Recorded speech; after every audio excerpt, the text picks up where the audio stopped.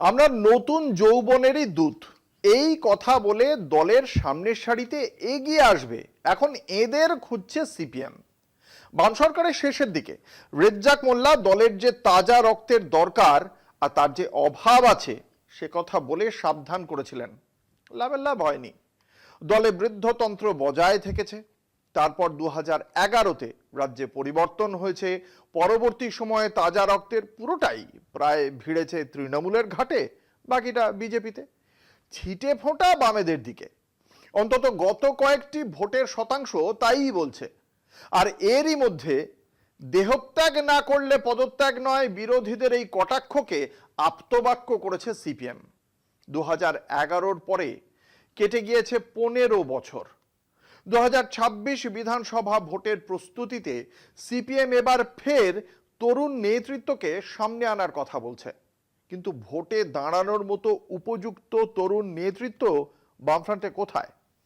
মীনাক্ষী মুখোপাধ্যায়, প্রতীকুর রহমান, সৃজন ভট্টাচার্য, দীপশিতা ধর, সায়ন বন্দ্যোপাধ্যায়ের মতো কয়েকজন অবশ্যই আছেন, তবে এরা কেউই নির্বাচনে নবাগত নন।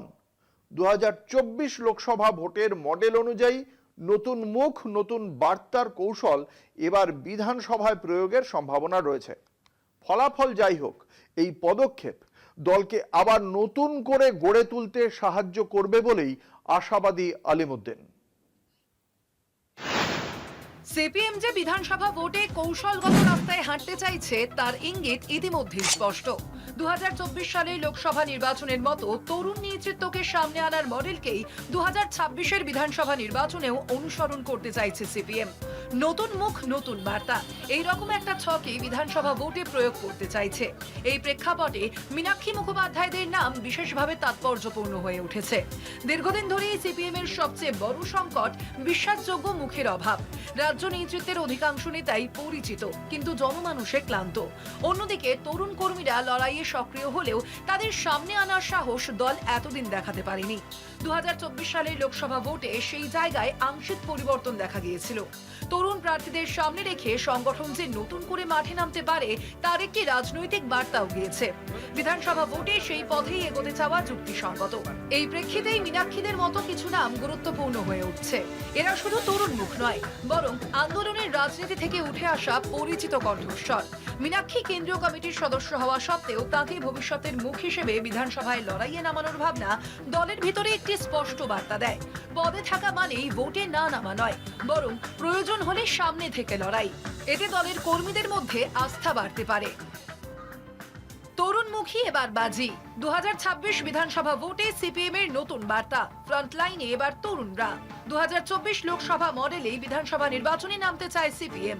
পুরনো নেতৃত্বের বিশ্রাম, ব্যতিক্রম ছাড়া কেউ ভোটে নেই। রাজ্যের রাজনীতি নতুন পথে, ভোট ময়দানে নতুন চেহারায় সিপিএম।